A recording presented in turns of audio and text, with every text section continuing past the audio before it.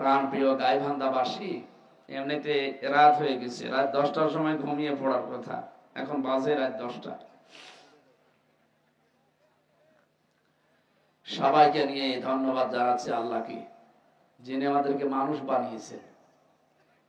অন্য অন্য সৃষ্টির ভেতরে যদি আমাদেরকে ফেলে দিতেন, কোরআনে কারিমের এই অনুষ্ঠানে আমরা আজকে আসতে পারতাম না। এমনকি অন্য ধর্মেও যদি পাঠাতেন, তাহলে এ পর্যন্ত আসা আমাদের জন্য কষ্ট হয়ে যেত। যে আল্লাহ আমাদেরকে না চাইতে দয়া করে মুসলমানদের ঘরে দিয়েছেন, খুশি হয়ে বলছে আলহামদুলিল্লাহ। নবীজির জীবনের শেষ কথা ছিল তারাকতু ফীকুম আমরাইন লান তাদিল্লু মা তামাসসাকতুম বিহিমা কিতাবাল্লাহ ওয়া সুন্নাতু রাসূলিহি ইলা আখিরিল হাদিস। আমি বিদায় নিলাম, আমি চলে গেলাম, দুইটা জিনিস তোমাদের জন্য রেখে গেলাম, একটা আল্লাহর কোরআন, 2 নম্বরে আমার সুন্নাহ। কি বললেন? আল্লাহর কোরআন রাখলাম আর আমার সুন্নাহ রাখলাম, আমার হাদিস রাখলাম, এই কথা কিন্তু উনি বলেননি। কথা বুঝতেছেন? আমি গতানুগতিক কথা বলি না। আমি 2 ঘন্টা 2.5 ঘন্টা বলে গেলাম, আপনি শুধু শুনিয়েই গেলেন না। আপনি 5 মিনিট শুনবেন, এখান থেকে 10টা শিক্ষা যেন বের করা যায়। বৈষম্য বিরোধী ছাত্র আন্দোলনে যে 9 দফা ছিল, আজকের তেলাওয়াত কিন্তু আয়াতে 6 দফা আছে। ওনাদের 9 দফার 6টা এখানে আছে, বাকি 3টা অন্যান্য আয়াতে আছে। তার মানে কোরআনে কারীম কেন্দ্রিক এই দফাগুলো, আমার মনে হয় এগুলো বাস্তব জীবনে এই দেশে যদি প্রতিফলিত করা হয়, এদেশ মিনি জান্নাত হয়ে যাবে ইনশাআল্লাহ। দেখি আজকের 6টা কত দূর আমরা বুঝতে পারি। উনি জানিয়েছিলেন যে আমি আল্লাহর কিতাব রাখলাম, এমন কিতাব রেখেছি মা আনসালনা আলাইকাল কোরআন লিতাশকা। এই কোরআনে কারীম যেখানে থাকবে তারা বিপদে পড়বে, এই জন্য আল্লাহ কোরআন দেয়নি। লিতাশকার জন্য আল্লাহ কোরআনে কারীম দেয়নি, আল্লাহ দিয়েছেন কোরআনে কারীম এই পৃথিবীতে উপরে ওঠার জন্য। কিন্তু চরম সত্য কথা, দুনিয়ায় 257টা রাষ্ট্র, 58টা এখন মুসলমান রাষ্ট্র। কয়টা? 58টা মুসলমান রাষ্ট্রের ভেতরে যারা আমরা 200 কোটির উপরে বাস করি মুসলিম, পৃথিবী সাক্ষী এখন তামাম দুনিয়ায় মুসলমান নাম থাকার কারণে আমরাই মার খাই, আমরা অপদস্থ, আমরা অপমানিত, আমরা না খেয়ে থাকি। তাহলে কোরআনের এই আয়াত কি মিথ্যা নাকি? বলেন।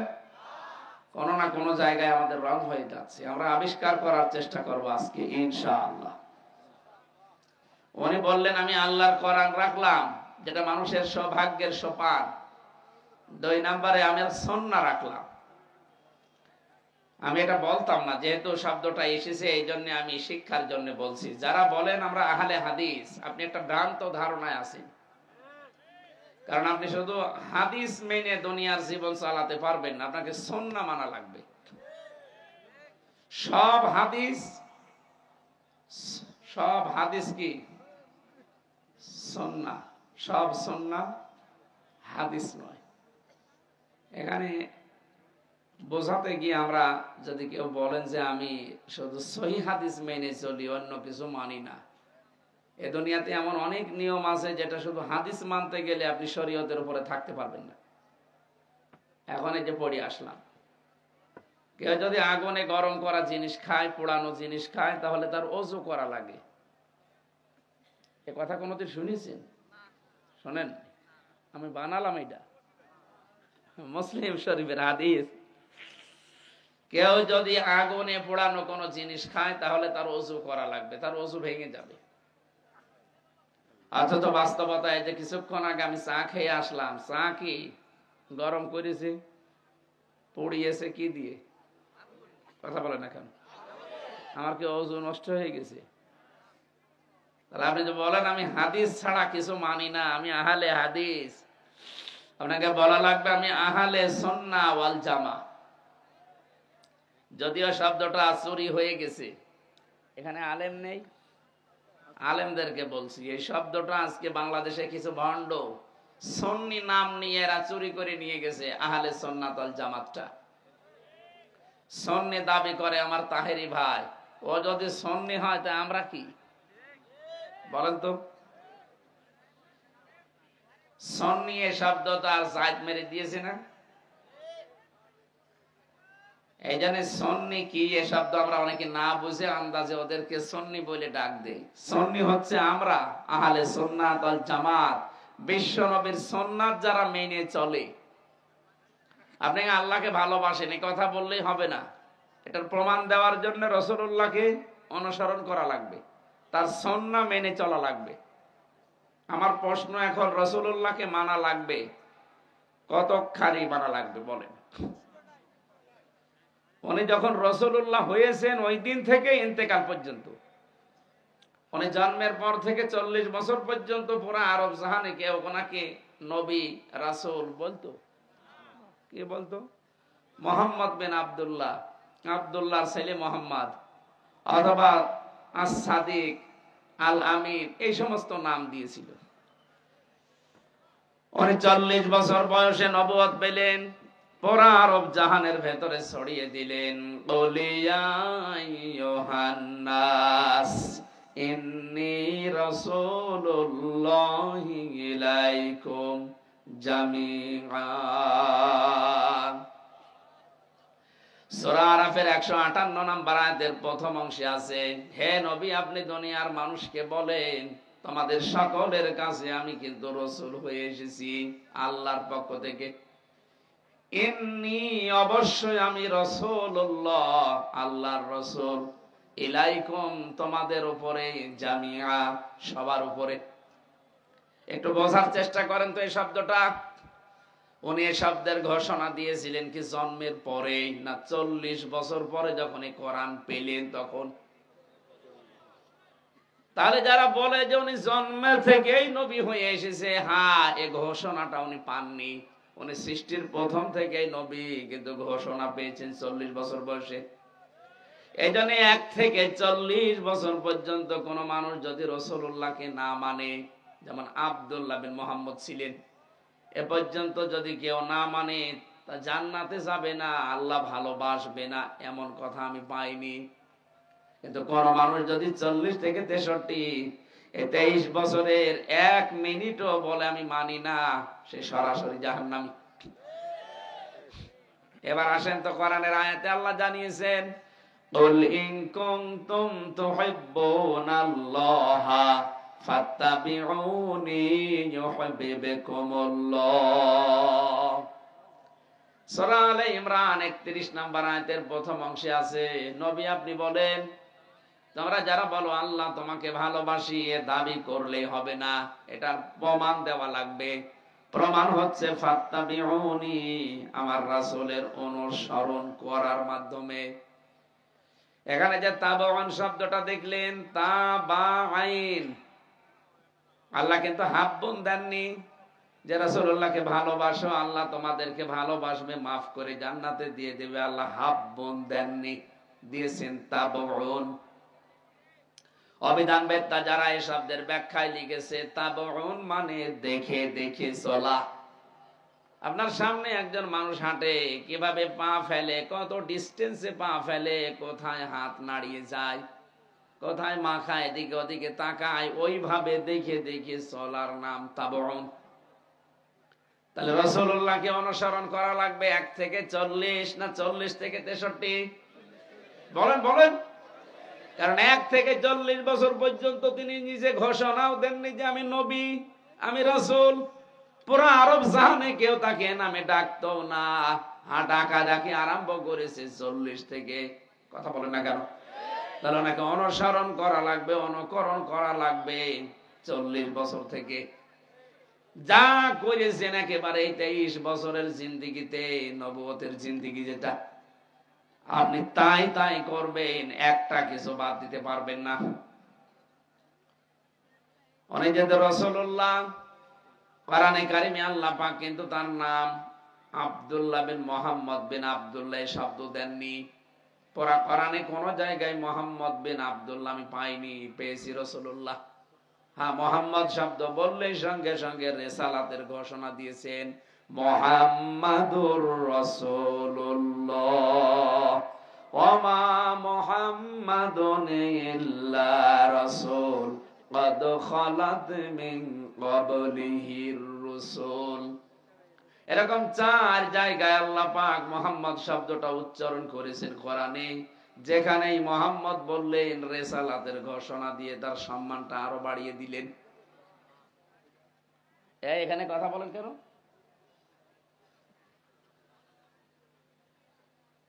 আমি যে কথা পর্যন্ত বললাম এ পর্যন্ত যদি বুঝে থাকেন, আমি প্রশ্ন করছি, জবাব দেবেন ছাত্রের মতো।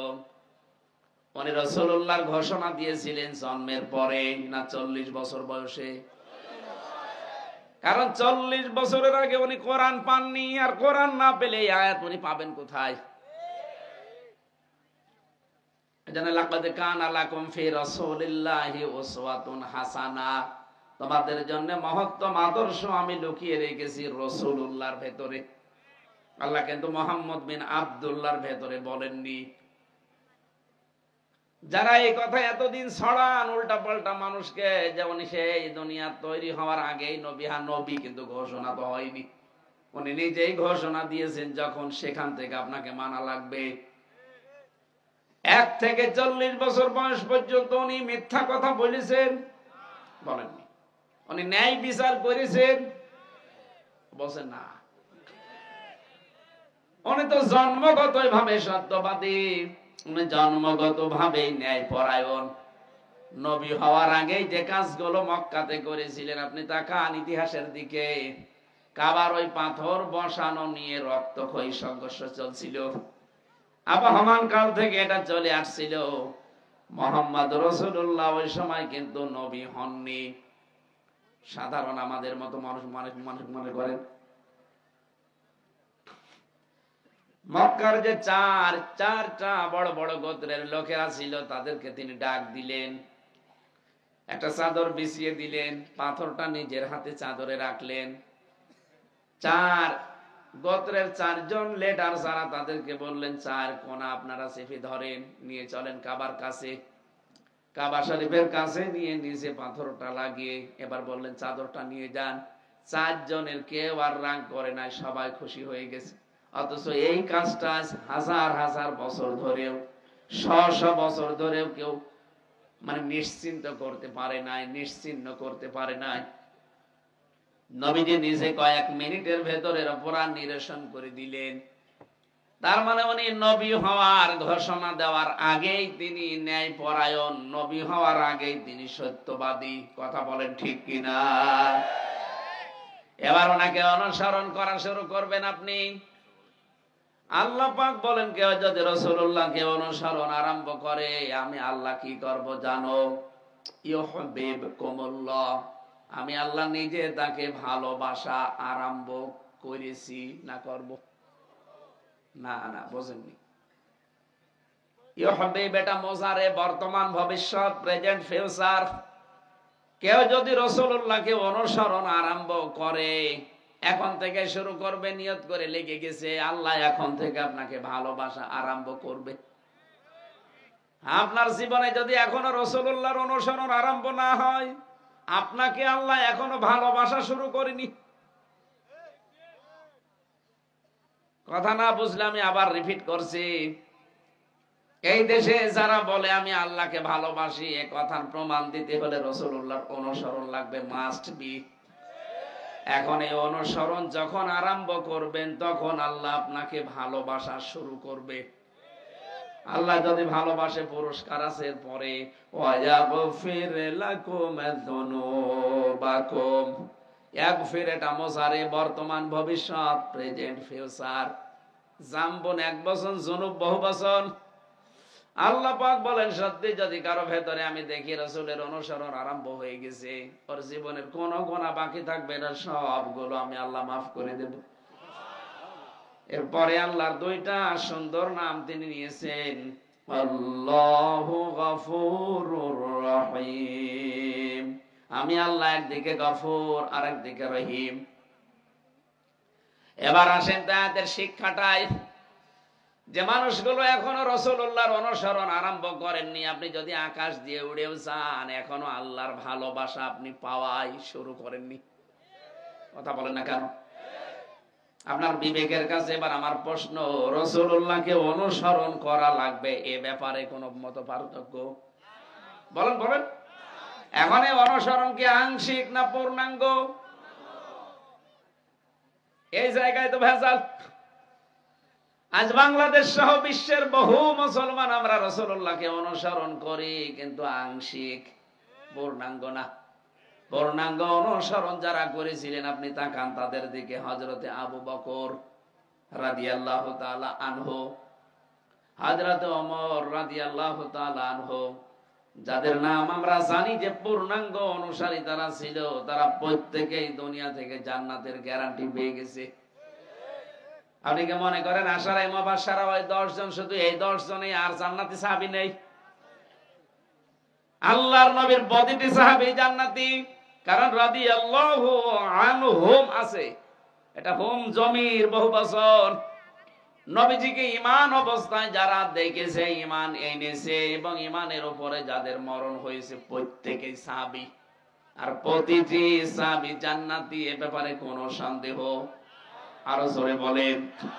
বাংলাদেশে আজ কিছু কুচক্রী মহল, এই দেশের সবচাইতে মাসলুম সংগঠন, একামতে দিনের নেতার কর্মীদের উপরে এই দোষটা চাপিয়ে দেয় যে তারা সাহাবী বিদ্বেষী।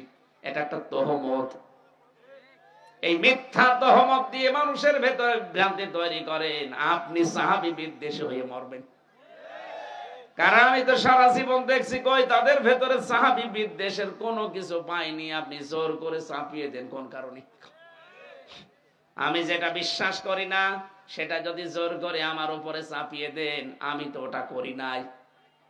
আপনি জোর করে আমাকে চাপিয়ে জাতির সামনে কালার করতে চান, আল্লাহর কসম আপনি সাহাবী বিদ্বেষী হয়ে তারপরে মরবেন। এই জন্য অবিচারটা বন্ধ করবেন, বিশেষ করে তহমতটা। গীবত করায় যেখানে জায়েজ নেই, তহমত করেন কোন কারণে? আলেম হয়ে।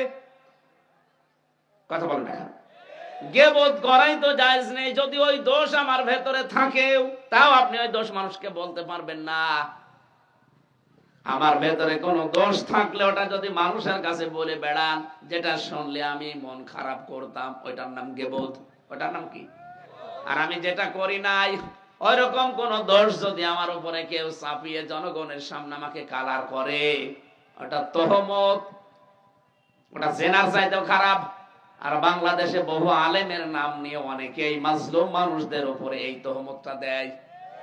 কবে খুলবে আপনার বিবেকের তালা? নাকি বিবেকের উপরে কুকুরে প্রসাব করেছে? আশা করছে আপনার বিবেক খুলবে। এরপরও যদি না খোলে, আপনাকে আর কোরআন হাদিস দিয়ে বোঝালে আমার মনে হয় হবে না, আপনাকে বাকারি শরীফ দিয়ে বাকারি দেওয়া লাগবে। একটা মাজলুম মানুষদের উপর আপনি আন্দাজে এক দোষ চাপিয়ে দেন। আমি তো কোরআন হাদিস যেই দিন পড়েছি ওই দিন থেকে বিশ্বাস করি যে সাহাবীরা, এই পৃথিবীতে সব সাহাবী আল্লাহর জান্নাতি, কোনো ভেজাল নেই। কারণ রাদিয়াল্লাহু আনহুম, প্রত্যেকের উপর আল্লাহ রাজি হয়ে গেছে। এখন যদি বলেন আশারে মুবাশশারা 10 জন শুধু নাম, আরে ভাই 10 জনের নাম নবীজি গ্যারান্টি দিয়ে গেছেন দুনিয়ায় জিন্দা অবস্থায়, আর আল্লাহ কোরআনের আয়াত নাজিল করে পুরা সাহাবীদের জামাতকে জান্নাতি বলেছেন। কারণ তারা মাপকাঠিতে উত্তীর্ণ হয়ে গেছে।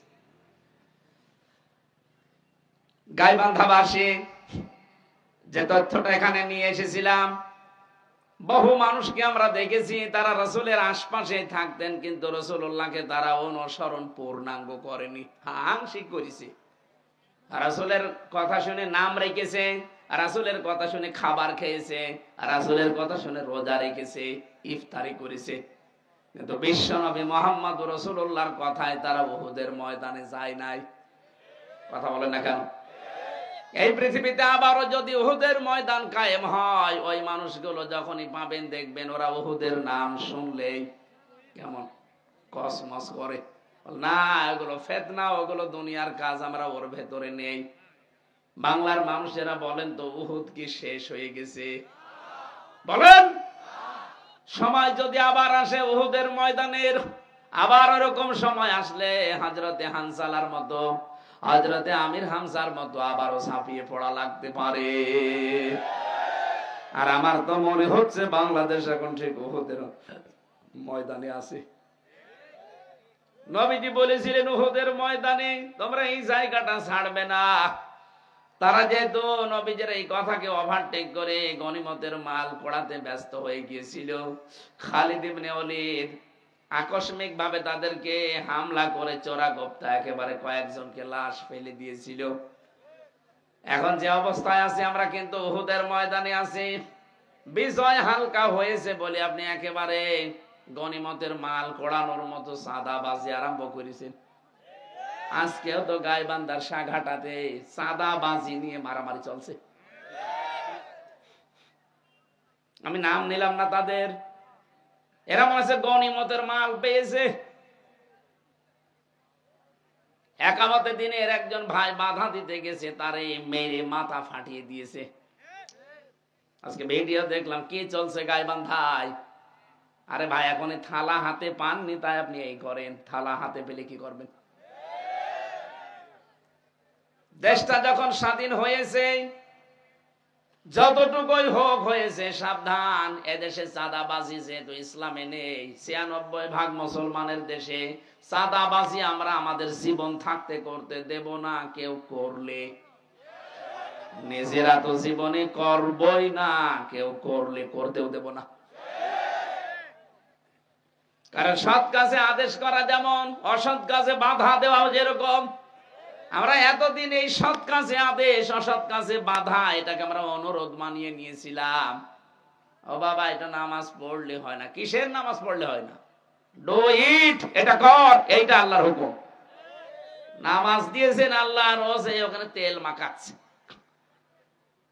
অবৈধ কাজ নিষিদ্ধ, বাধা দেওয়া লাগবে না। বাবাজি, সাদা চাইতে নেই। সাদা চাইতে নেই মানে ও সাদা তো চাইতে পারবে না, চাইতে আসলে ঠ্যাং ভেঙে দেওয়া লাগবে। সারা দেশে এরকম কড়াকড়ি শুরু হোক, কোন বাবার বেটার সাহস চাঁদাবাজি করুক। আমিরে জামাত ডাক্তার শফিকুর রহমান তিনি ঘোষণায় দিয়েছে, এদেশে আমরা চাঁদাবাজি করি না, কাউকে করতেও দেব না। বলে দল করতে হলে এগুলো লাগে কেন? দল একামতে দিন, এরা দল না। আপনার চাইতে এরা নির্যাতিত না। আপনি যদি এই 15.5 বছরে ঘরে থাকতে না পারেন, তারাও তো ঘরে থাকতে পারে নাই। চাইতে আমার মনে হয় 100 গুণ বেশি ক্ষতি হয়েছে মানুষগুলোর। এত কঠিন পরীক্ষায় তারা যদি চাঁদাবাজি না করে, আপনি কি মহারথী যে আপনার চাঁদাবাজি করা লাগবে? নারায়ণগঞ্জের বন্দরে গত পরশু দিনও ভিডিও ক্লিপ বেরিয়েছে, আপনার জন্য কিন্তু তলা নিতে যাচ্ছে দল। এটা আপনি সাবধান হন। গাইবান্ধাবাসী আব্দুল্লাহ বিন উবাইয়ের জীবনী পড়ে দেখেছি, ওর জীবনী পুরা রাসূলের সাথে মিল ছিল। শুধু উহুদের ময়দান থেকে 300 সাহাবী নিয়েও ভেগে গিয়েছিল। আজ বাংলাদেশের এই উহুদের ময়দানে আজ যারা এই কঠিন পরিস্থিতিতে নবীজির উম্মতের পাশ থেকে পেছন ফিরে চলে আবার ওই কাফেরদের সাথে আতাত করতে চাচ্ছেন, আল্লাহর কসম আপনার মরণ হবে আব্দুল্লাহ বিন উবাইয়ের মতো। কে বোঝাতে চেয়েছে আপনি বুঝে ফেলেছেন। এখন যদি না বোঝার ভান করে থাকেন, এদিকে আসেন, আসেন, কানের নিচে 2টা দিয়ে কান গরম করে দিচ্ছি। এখন উহুদের ময়দান পৃথিবীতে শেষ হয়ে যায়নি, বাংলাদেশে এখন উহুদের ময়দান চলছে। নবীজি যেখানে যাকে রেখে দিয়েছেন ওই জায়গায় শক্তভাবে দাঁড়ান। এখনো গনিমতের মাল পোড়ানোর সময় হয়নি। কথা বলে না কেন?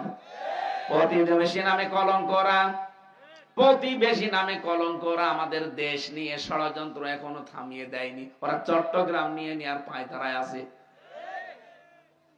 চট্টগ্রাম নিয়ে নেবেন দাদা, ও দাদা, আপনি কি যৌতুক নেবেন? আর যৌতুক দেব কি করে? মেয়ে তো পালিয়ে গেছে। পালানো মেয়ের যৌতুক কিসের? মেয়ের বিয়েই তো আমরা মানি না। মানতাম যদি ওইরকম মানুষের সাথে যেত। এমন মানুষের সাথে গেছে যার তো মুসলমানই হয়নি। ওর মুসলমানই হয়েছে, বুড়ো বয়স, এখন মুসলমানি দিয়ে যদি বিয়ে দিতে হয়, ও ছাতা দেখা যাচ্ছে কোন হাজাম দিয়ে মুসলমানি দেবে না, গোড়া থেকে কেটে বাদ দিয়ে দেবে। আমি আর নিচে নামলাম না। তার যে বড় কথা, কোরআনের নিষেধ। সূরা বাকারা 221 নম্বর আয়াতের মাঝে আছে, ওয়ালা তুনকিহুল মুশরিকিনা হাত্তা হাত্তা ইউমিনু। কোন মুশরিক যতক্ষণ ঈমান না আনবে, কোন মুমিনা নারীর জন্য তাকে বিয়ে করা জায়েজ নেই। এ ফতোয়া কার? আল্লাহর নিষেধ আমরা চাই না। আর আপনারা এতদিনে মিথ্যা ছড়িয়েছেন আমাদের স্বামী স্ত্রীর সম্পর্ক হয় কি করে, তার ফুল হাতা আর আমাদের হাফ হাতা।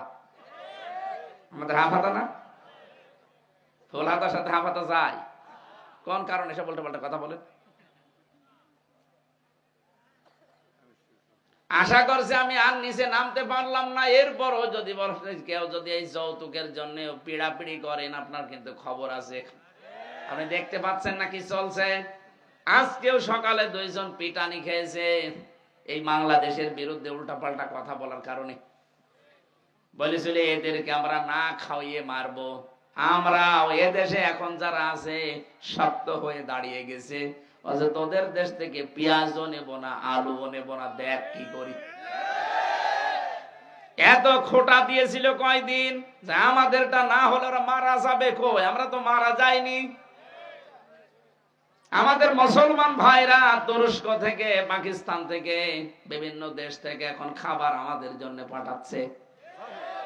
আল্লাহ পাক বলেন, কোন দেশের মানুষেরা যদি ঈমান আনার পরে আমার প্রতি তাকওয়া অবলম্বন করে চলতে চায়, ইয়াতিহা রিজকুহা রাগাদাম মিন কুল্লি মাকান, বিভিন্ন এলাকা থেকে তাদের জীবন উপকরণ, তাদের রিজিক হিসাবে যা লাগবে আমি আল্লাহ ওইটা সবগুলো কায়দা করে পাঠিয়ে দেব।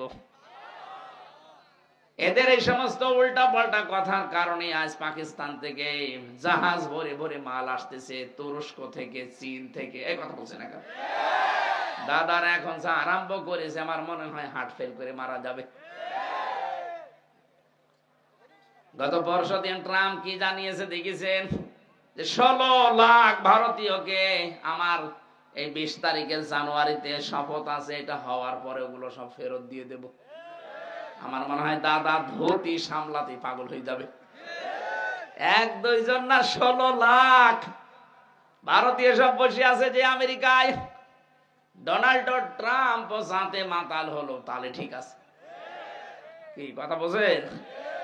লোকটা খামখেয়ালিপনা, একরোকা। ও যখন বলেছে কিছু না কিছু করবে, কারণ মানবতার সাথে যে কৌতুক এই প্রতিবেশী রাষ্ট্র ভারত করছে, এটা তো বিশ্ব মডলরা দেখছে। আল্লাহর ঘরগুলো ভেঙ্গে ভেঙ্গে তারা ভুয়া ধোয়া তুলেছে। এখানে নাকি মন্দির ছিল 500 বছর আগে। বিশ্বের বিভিন্ন মানুষেরা মাটির নিচে কেউ গ্যাস পায়, কেউ তেল পায়, কেউ সোনা পায়, কেউ রূপা পায়, কেউ লোহা পায়। আর শয়তানরা শুধু মাটির নিচে নাকি মন্দির পায়। পিটিয়ে লম্বা করা দরকার শয়তান। ভারতের উপর আল্লাহর গজব নাজিল হবে উগ্রপন্থী হিন্দুদের কারণে। কারণ ওরা মুসলমানের গায়ে শুধু হাত দেয়নি, ওরা গায়ে হাত দিয়েছে আল্লাহর ঘরের। 1500 বছর আগের দিকে তাকান, কাবা শরীফের দিকে হাত দেওয়ার কারণে আল্লাহ আবাবিল দিয়ে আবরাহাকে ধ্বংস করে দিয়েছে। আমারও তো মনে হচ্ছে যে আরম্ভ করেছেন আপনারা কতগুলো ঘর ভাঙলেন আল্লাহর। আজকেও সকালে একটা ভেঙেছে। 500 বছর আগে এখানে মন্দির ছিল। ওরে শয়তান, আমরাও যদি এখন আওয়াজ তুলি বাংলাদেশে যে ঢাকার স্বামীবাগে ইসকন মন্দির, এখানে 1000 বছর আগে মসজিদ ছিল, বল এদেশে এমন কোন নজির আছে যে আমরা কোন মন্দির ভেঙে মসজিদ বানিয়েছি? আমরা হিন্দুদেরকে শত্রু মনে করি না, কিন্তু উগ্রপন্থী কিছু আছে, ওগুলো মানুষ না, ওগুলো জানোয়ার। ওদের কারণে সাধারণ হিন্দুরাও ঝামেলায় আছে। গতকালকে পঞ্চগড় থেকে আর মাগুরা থেকে 2 জন গেছে হাতের চিকিৎসা করাতে ভারতে। সাংবাদিক উল্টা পাল্টা প্রশ্ন করে তাকে বিশ্বের মানচিত্রে দেখাচ্ছে যে বাংলাদেশের সংখ্যালঘু নির্যাতন হচ্ছে। তাকে বলতে বলছে, আপনি বলেন যে আমি পালিয়ে এসেছি, আমার দেশে মেয়েদেরকে রেপ করা হচ্ছে, এজন্য আমার মেয়েদেরকে নিয়ে আমি পালিয়েছি। ওই লোকটা বলছে, না কেন আমি মিথ্যা বলবো, 5 তারিখের পর থেকে আমি সব চাইতে বড় শান্তিতে আছি। আমি এসেছি আমার এই হাতের চিকিৎসা করাতে আমার এই মেয়ের। আর আপনারা কি বলতে চান? এটা রেকর্ড হচ্ছে, এটা ছড়াই দেবেন বিশ্বে। অত পাগল শামসুদ্দিনা। এই যেই বলেছে অত পাগল শামসুদ্দিন আও ছাতা দেখা যাচ্ছে উল্টিয়ে গেছে। বিশ্বে এতদিন ওরা ছড়িয়েছে বাংলাদেশের সংখ্যালঘু নির্যাতন হয়। গোবিন্দ পরামানিক গত 3 দিন আগে ভিডিও বার্তা দিয়েছে বাংলাদেশের গোবিন্দ পরামানিক, বলেছে না বাংলাদেশে কোনোদিন সংখ্যালঘু নির্যাতন হয়নি, এদেশে যদি হয়ে থাকে 15.5 বছরে কিছুটা হয়েছে। একটা হিন্দু মানুষের কথা বলছে, তাও শুধু বাংলাদেশ নিয়ে না, তো আন্তর্জাতিক বিশ্বের খেলোয়াড় লোকটা। সারা বিশ্বের 257টা রাষ্ট্রের সবচাইতে বেশি সাম্প্রদায়িক সম্প্রীতি নাকি বাংলাদেশে। একটা হিন্দু এ কথা বলতে পারে, আর ওরা পালিয়ে ওখানে বসে বসে ষড়যন্ত্র করে এই শব্দটা নিয়ে মানুষকে বোঝায় যে দেশে হিন্দুদের উপর নির্যাতন হচ্ছে, তাদের মেয়েদের রেপ করা হচ্ছে, আপনারা সারা দেশে ছড়ান। মানুষের কপালে হেদায়েত না থাকলে যা হয়। বিশ্বের মডেল গুলো এখন একেবারে গাঁজা খেয়ে বসে নেই, এই কথাগুলো দেখছে, শুনছে, বাস্তবতা উপলব্ধি করে দেখছে না, এ তো পুরা মিথ্যাবাদী। 3বার নির্বাচনের নামে প্রহসন করে আর এখন বলে যে আমি নির্বাচিত ছিলাম, এটা যেমন মিথ্যা কথা। এতদিন পর্যন্ত বাংলাদেশের বিরুদ্ধে 3.5 মাসে যা বলেছে সব মিথ্যা কথা। বিশ্বের মডেলরা এখন জেনে ফেলেছে না। এই জন্য ডক্টর ইউনূস যেই দিন বলেছে যে আমি নির্বাচনের রোড ম্যাপ দিয়ে দিলাম 1 বছরের ভেতরে, সারা বিশ্ব থেকে এখন বলছে ঠিক আছে, এই তো নির্বাচন এবার হলে এইভাবে নির্বাচন দিয়ে দেবে। এতদিন নির্বাচন হয়েছিল না, আমি নিজের ভোট আমি নিজে দিতে পারিনি, যাওয়ার আগে দেখি হয়ে গেছে।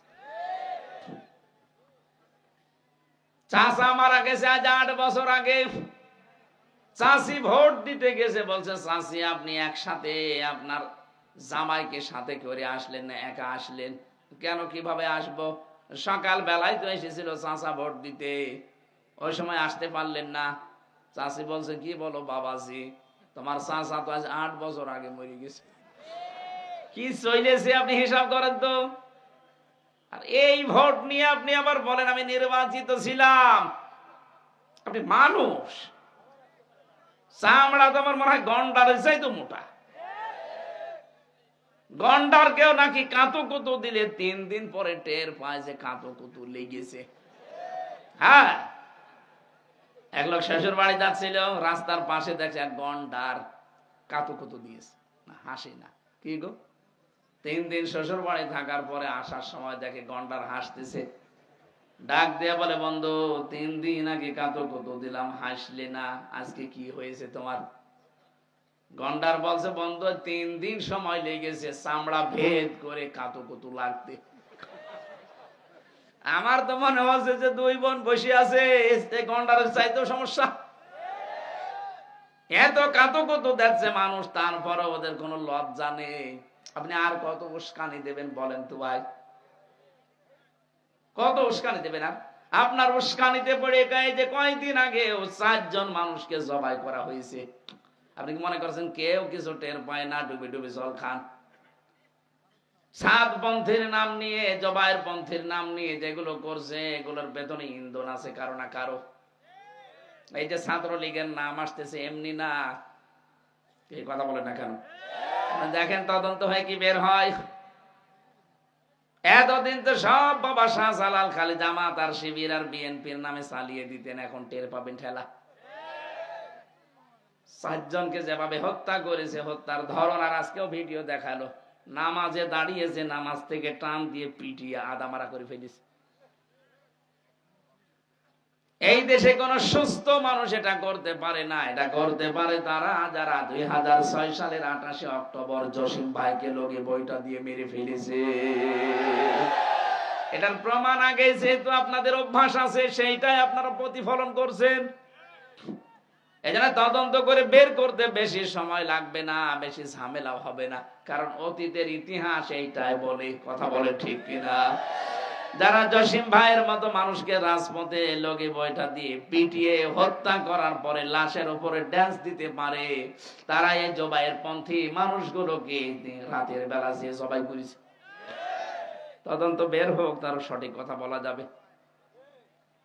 কার উস্কানিতে পা দিয়ে এগুলো করে দেশকে অস্থিতিশীল করতে আছে, মানে আছে ইউনূস সাহেব মানে ঘাবড়িয়ে যাবে। আরে ভাই, ওর মাথা না, ওটা একটা কম্পিউটার। কি বলে দেখেছেন না, যে এতটুকু একটা দেশ আর 18 কোটি মানুষ আমরা বাস করি। বিশ্বের কোন দেশ নেই যে এত মানুষ এতটুকু জায়গায় থাকে। আমেরিকা বাংলাদেশের চাইতে 59 ডবল বড়। কত? এরকম 59টা বাংলাদেশ পাশাপাশি রাখলে যত বড় হবে, এক আমেরিকা একা এত বড়। কিন্তু লোক সংখ্যা বাংলাদেশের তুলনায় কতটুকু? ওদের মনে হয় 20 কিলোমিটার জুড়ে একজন বাস করে, আর আমাদের 20 কিলোতে আমার মনে হয় কমপক্ষে 10 লাখ বাস করে। ইউনূস সাহেব ঘোষণা দিয়েছে না, বিশ্বে আমি চলাফেরা করি, আমি দেখেছি আমাদের 18 কোটি হাতকে আমরা আর ভিক্ষার হাত বানাবো না, আমাদের 18 কোটি হাতকে আমরা কাজের হাত বানাবো। এই জনশক্তিকে, এই জনসংখ্যাকে জনশক্তি রূপে যদি পরিগণিত করতে পারি, বিশ্বের বিভিন্ন দেশ হা করে আছে আমাদের এই দক্ষ শ্রমিক নেওয়ার জন্য।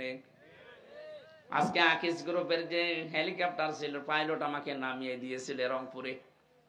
আসার সময় দেখছিলাম, এই যে সারিয়াকান্দি জামালপুরের এই লাইন দিয়ে ঢুকছিলাম, পাইলট আমারে বলছে, হুজুর এই যে ইন্ডাস্ট্রি গুলো দেখতে পাচ্ছেন না, এখন কাজ বন্ধ হয়ে পড়ে আছে। আফসোস লাগে আমার, এই দেশে 15.5 বছরে যত টাকা পাচার হয়েছে, টাকাগুলো পাচার না করে ওই শয়তানরা যদি দেশে কর্মসংস্থান তৈরি করে দিত, হাজার হাজার যুবক যুবতীর বাইরে যাওয়া লাগতো না, এখানে উপায় করতে পারতো। কি করলেন আপনি টাকাগুলো? কেউ সাহেব পাড়া বানিয়ে আছেন, কেউ বেগম পাড়া বানিয়ে আছেন। ও ঘরগুলো তো সব এখন তালা মারা, কেউ থাকে না। থাকবে কারা? তারা তো জেলখানায়। ঘরে থাকার মতো পরিবেশ নেই, কারণ ও দেশেও মানবতার পক্ষের লোক আছে। আপনি তো টাকা দিয়ে বানিয়েছেন, জনগণের টাকা। সেদিন মালয়েশিয়া দেখি বেগম পাড়া, ওটা সাহেব পাড়া। আমার আফসোস হচ্ছিল এই পাইলটের কথা শুনি, আল্লাহ এরা যদি সত্যি এই টাকাগুলো যদি দেশে বড় বড় মিল কারখানা বানিয়ে বিশ্বের যারা মহাজন আছে তাদেরকে ডাক দিয়ে বলতো, আপনারা এখানে ইনভেস্ট করেন, আপনাদেরকে আমরা দেব। এই দেশের একটা যুবককেও বাইরের দেশে গিয়ে কুলি মজুর হওয়া লাগতো না, বাংলাদেশে বসে বসে এক একজনে 1 লাখের উপরে আয় করতে পারত। নিজেদের পায়ে কোড়াল মারলেন, এদের কপালগুলো নষ্ট করলেন। আপনাকে আল্লাহ মাফ করবে কি দেখে মাফ করবে আপনি বলেন? আপনি তো মাফ পাওয়ার রাস্তায় নষ্ট করে ফেলেছেন। এক একজনের টাকা মারার যে ফিরিস্তি এখন বের হচ্ছে, 36,000 কোটি টাকা যদি একজনে মারে। গতকালকে শুনলাম ইসলামী ব্যাংক থেকে সালম 80,000 কোটি টাকা মারিংকাটি করেছে। আমার তো এর নাম শুনলে মনে হয় ওদেরকে আগে জবাই করি। কি মানুষ বলা যায়? ইসলামপন্থী মানুষগুলো তিল তিল করে ব্যাংকটা দাঁড় করিয়েছিল, আর শয়তানরা মনে হচ্ছে বাবার ব্যাংক পেয়েছে। নিজে একটা ব্যাংক বানিয়ে টাকা মারিং কাটিং করো, লোকের জিনিসের প্রতি এত লোভ কেন? এই চোর গুলোকে আমার মনে হয় সময় এসেছে এখন হাত কেটে দেওয়ার। আগামীতে কোন চোর আর সাহস পাবে না, 10 বার চিন্তা করবে, আল্লাহ ওই দরবেশের মতো আমারও হাত কাটা যাবে। ও বাংলার মুসলমানেরা, উহুদের ময়দানে আছে, খুব সাবধান। নবীজির হুকুমগুলো মেনে মেনে নিয়ে আমরা যদি এখন আস্তে আস্তে এগিয়ে যেতে পারি, সবচেয়ে বড় কাজ এখন আমাদের ঐক্যবদ্ধ থাকা। নয়তো যে ষড়যন্ত্র চলছে মোকাবেলা করা শুধু ওয়াজ নতিজে সম্ভব না। সব বাদ দিয়ে দেন, কিছুই যদি না পান, এই যে কথা বলতে পারেন এইটাই কি কম কিনা? মির্জা আব্বাস বলে নাই কয়েকদিন আগে যে জীবনে কিছুই যদি আর না পায়, কোনো দুঃখ নেই, যে হাসি না নেই, এইটাই সান্ত্বনা। সে যদি এ কথা বলতে পারে তা আপনার কি হয়েছে? আপনি কোন কারণে চাঁদাবাজির নাম দিয়ে বিএনপি কে বদনাম করাচ্ছেন বলেন? আপনার প্রতিষ্ঠাতা যে জিয়াউর রহমান, তার চরিত্র হয়েছিল সে মানুষের উপকার করার জন্য আরাফাতের ময়দানে পর্যন্ত গাছ লাগিয়ে দিয়েছে। লক্ষ লক্ষ হাজী সাহেবরা যায় নিম গাছের নিচে একটু ছায়ায় আশ্রয় নেয়। আরে ভাই, আরাফাতের ময়দানে দোয়া কবুল হওয়ার জায়গা। এক একবার এই যে লক্ষ লক্ষ হাজি এই নিম গাছের নিচে যদি একটু ছায়া নেয় আর মন থেকে যদি বলে আল্লাহ ছায়ার ব্যবস্থা যে করে দিয়েছে তারে তুমি মাফ করে দিও, আল্লাহ তো তারে মাফ করে দেবে। আপনি কি করলেন তার আদর্শের নাম নিয়ে? আপনি চাঁদাবাজি করেন। আপনি এখন বাজার দখল নিয়ে ব্যস্ত, আপনি এখন ঘাট দখল নিয়ে ব্যস্ত, CNG stand, van stand, bus stand এগুলো দখল করার জন্য এখনই উঠে পড়ে লেগে গেছেন। এখনো তো থালা হাতে পাননি। যা করছেন এই দেশের লোক আপনার হাতে থালা মনে হয় দেবেও না। এক কথা বলছেন না কেন? কারণ বিশ্বের দিকে এখন তাকান। আমি তো এটা জরিপ করেছিলাম এর আগে পলাশবাড়িতে, যে 100 জনের মাত্র 15 জন মানুষ আগস্টের 5 তারিখের আগ পর্যন্ত চাইতো যে এই দেশে কোরআন কায়েম হোক। এখন 100 জনের 58 জন মানুষ চাচ্ছে আল্লাহর কোরআন দেশে কায়েম হোক। কারণ তারা দেখতে পাচ্ছে যে কোরআনওয়ালা মানুষগুলোর ভেতরে কোনো দুর্নীতি নেই, কোনো চোর নেই। মাওলানা মতিয়ার রহমান নিজামী আলাইহিস হাসান মুজাহিদ চালিয়েছে 5 বছর, 4 আনা পর্যন্ত দুর্নীতি পাওয়া যায়নি। মানুষ এগুলো দেখে না। মানুষ আর আগের মতো পাগল নেই, পাগল ভালো হয়ে গেছে। আপনার কপালে আপনি এখন আগুন লাগাবেন না, নিজেকে সংশোধন করেন। উহুদের ময়দানে এখন টিকে আছি তাই তো কত না, একটু যদি উলট পালট হয় দেখবেন খালিদ বিন ওয়ালিদের মতে আকস্মিক ভাবে এসে একেবারে সবাই করবে। এরকম 60 জন সবাই করেছে, দেখতে পাচ্ছেন না? আজকেও একজনকে পিটিয়ে মেরে ফেলেছে। এ কঠিন অবস্থায় যদি এখনো পর্যন্ত আমরা সংশোধন না হই, আমার মনে হয় যখন এভাবে জবাই শুরু হবে তখন আর উপায় থাকবে না। আমাদের অনুসরণের কথা দিয়ে শুরু করেছিলাম, অনুসরণ শুরু হবে কি রাসূলুল্লাহকে আংশিক না পূর্ণাঙ্গ? আরো জোরে বলেন। আল্লাহ পূর্ণাঙ্গ অনুসরণ যখন আপনি করতে পারবেন, আল্লাহর ওই গ্যারান্টি তখন দেখতে পারবেন যে আল্লাহ আপনাকে ভালোবাসা আরম্ভ করেছে। আর আল্লাহ যদি ভালোবাসে তাকে কয়েকটা জিনিস অলরেডি দিয়ে দেয়। 1 নম্বরে তাকে উত্তম প্রতিবেশী দান করে। আপনি দেখেন তো আপনার আশপাশে প্রতিবেশী যেগুলো, এগুলো কি ভালো? এমন প্রতিবেশী পেয়েছেন একটা মুরগিতে ধান খেলেও ঝগড়া করে। তার মানে আপনি রব্বানা আতিনা ফিদ দুনিয়া হাসানা, দুনিয়ার হাসানা দাও, দুনিয়ার হাসানায় তো উত্তম প্রতিবেশী আপনি পাননি। এ দোয়া আপনার কবুল হয়নি, মাঠে মারা গেছে। উত্তম প্রতিবেশী এটা হচ্ছে দুনিয়ার হাসানা। উত্তম স্ত্রী দুনিয়ার হাসানা। আছে উত্তম স্ত্রী এখন 24 ঘন্টা স্বামীকে সন্দেহ করে, এরকম স্ত্রী বেশি। কথা বলে না কেন? বিশ্বনবী মুহাম্মদ রাসূলুল্লাহর স্ত্রীর দিকে তাকান, খাদিজাতুল কুবরা, তাকে আল্লাহ নিজে জান্নাতে একটা ঘর বানিয়ে দুনিয়ায় সুসংবাদ পাঠিয়েছেন। জিবরাইল সালাম দেবে আমার নবীকে, আর আসার সময় বলবে আল্লাহ নিজে খাদিজার জন্য আলাদা একটা ঘর বানিয়ে রেখেছে। এই ঘরটা আল্লাহ এই কারণে বানিয়েছে, খাদিজা নামাজ পড়ে, রোজা রাখে, হজ করে, যাকাত দেয়, এই জন্য না। কারণ খাদিজা জীবনে 1 ওয়াক্ত নামাজ পড়েনি, রোজা রাখেনি, হজ করেনি, যাকাতও দেয়নি। কারণ তার ইন্তেকালের পরে এগুলো সব নাজিল হয়েছে। কি কথা বলেন এখন? আপনি খাদিজার পুরা জীবনী পড়ে দেখেন, কোনদিন তিনি 1 ওয়াক্ত নামাজও পড়তে পারেননি। কারণ নামাজের বিধান সময় নাজিলই হয়নি। তিনি রোজাও রাখেননি, তিনি হজও করেননি। তার ইন্তেকালে 10 বছর পরে হজের বিধান নাজিল হয়।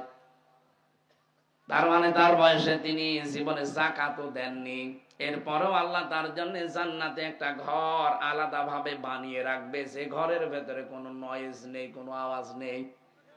হযরতে খাদিজা একটা মাত্র কারণে নামাজ না পড়ে, রোজা না রেখে, হজ না করে, যাকাত না দিয়ে জান্নাতে ঘর বানিয়ে ঘর পেয়েছেন, তা নয়েজ মুক্ত, আওয়াজ মুক্ত। কারণ তিনি দুনিয়াতে স্বামীর জন্য ঘরটাকে রেখেছিলেন আওয়াজ মুক্ত। আর আপনি কেমন স্ত্রী, বাইরে থেকে স্বামী আসতে দেরি, ওর মাথা আরো যা ছিল আরো আউলিয়ে দেন। এক কথা বলছেন? আপনি তো স্বামীর জন্য ঘরটা একটু আওয়াজ মুক্ত, নয়েজ মুক্ত রাখবেন, ও যেন বাইরে থেকে এসে ঘরে একটু শান্তি পায়। এমনও স্বামী এখানে বসে আছে, বাইরে ছিলাম, আমি ভালো ছিলাম, ও ছাতা বাড়ি এসে জাহান্নামে ঢুকলাম। এরকম পরিবার আছে? কার হাত তোলেন তো। না, আছে আছে ভাই, আপনি না বললেও আমি জানি আছে। সম্মানিত মা বোনের, আমি হাসির খোরাকে দেয়নি, এখানে 100 জনের 95 স্বামী আমার মনে হয় এরকম আছে। হয়তো এই লোকটা নেই, ওনার বউ এরকম, ওনার বউ এরকম আল্লাহ ওয়ালা, এই জন্য ওনার নেই, কিন্তু বাকি গুলোর চেহারার দিকে তাকিয়ে দেখতে পাচ্ছি এরা পুরুষ নির্যাতনকারী। চাচা এর সাথে রংপুরে কি করলেন আপনি? 9 বছর ক্ষমতায় ছিলেন, নারী নির্যাতন, নারী নির্যাতনের আইন দেশে আছে, একটা আইন করে যেতে পারলেন না। ও রংপুর বিভাগের মানুষেরা, ভালো করে মিলান তো। খাদিজাতুল কুবরা রাদিয়াল্লাহু তাআলা আনহা, তিনি উত্তম স্ত্রী ছিলেন, তার স্বামীর জন্য জীবনের সবকিছু তিনি বিলিয়ে দিয়েছিলেন। হযরতে খাদিজার জীবনীতে বেশি, নবীজি গভীর রজনীতে দাওয়াতি কাজ করে যতবার এসেছেন, যতদিন এসেছেন, কোনদিন খাদিজাকে ঘুমন্ত অবস্থায় পাননি। একবার ডাক দিলে সঙ্গে সঙ্গে দরজা খুলে গেছে। ডাক দিয়ে বলে, খাদিজা, জীবনে যতবার আসলাম, যতদিন আসলাম, একদিনে ঘুমন্ত পেলাম না, কি করো তুমি?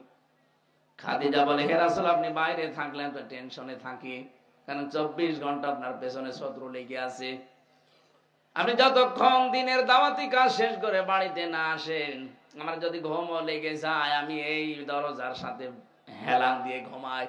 আমি জানি স্বামী এসে বারবার ডাকতে থাকবে, আমার স্বামী ক্লান্ত শ্রান্ত পরিশ্রান্ত শরীর নিয়ে দাঁড়াবে, আর আমি আরামের বিছানায় ঘুমিয়ে যদি উঠতে দেরি হয়ে যায়, স্বামীর সাথে বিয়াদবি হয়ে যাবে। এই জন্যে ঘুম লাগলেও আমি ঘুমাই, কিন্তু দরজার সাথে বিট লাগিয়ে। আমার মনে হচ্ছে এরকম বউ এখন ঘরে ঘরে একটাও নেই। সারেরটা থাকতে পারে। এমনি তার জন্য আল্লাহ জান্নাতে ঘর বানিয়ে সুসংবাদ দুনিয়ায় পাঠিয়েছেন। এমনি কোন পর্যায়ে ছিলেন তিনি, এটা হচ্ছে দুনিয়ার হাসানা। যারা এরকম বউ পেয়েছেন, মনে করবেন আপনার রব্বানা আতিনা ফিদ দুনিয়া হাসানা এটা কবুল হয়ে গেছে। তাহলে দুনিয়ার হাসানা উত্তম প্রতিবেশী, দুনিয়ার হাসানা উত্তম স্ত্রী নেককার। 3 নম্বরে দুনিয়ার হাসানা হচ্ছে উত্তম বাহন। উত্তম এ বাহনের ভেতরে গাড়ি হতে পারে, মোটরসাইকেল হতে পারে, ঘোড়া হতে পারে, প্রাইভেট হতে পারে, যানবাহন যেটা আছে এটা যদি উত্তম হয়, মন মতো হয়, এটাই আপনার দুনিয়ার হাসানা। আমরা দেখছি, আমরা দোয়া করলে উপরে উঠছে না, কারণ একটা দোয়া কবুল হলে তো চিহ্ন দেখা যাবে। আমাদের উত্তম প্রতিবেশী দরকার, উত্তম স্ত্রী দরকার। 5 ওয়াক্ত নামাজের পরে মা বাবার যে দোয়াটা আছে, মনে মনে হলেও পড়বেন। পাশাপাশি সূরা, এটা সূরা ফুরকানের 74 নম্বর আয়াত, এইটা আমরা মুখস্থ করে নিয়ে পড়বেন পরিবারের জন্য, বিশেষ করে নেককার সন্তান আর নেককার স্ত্রী।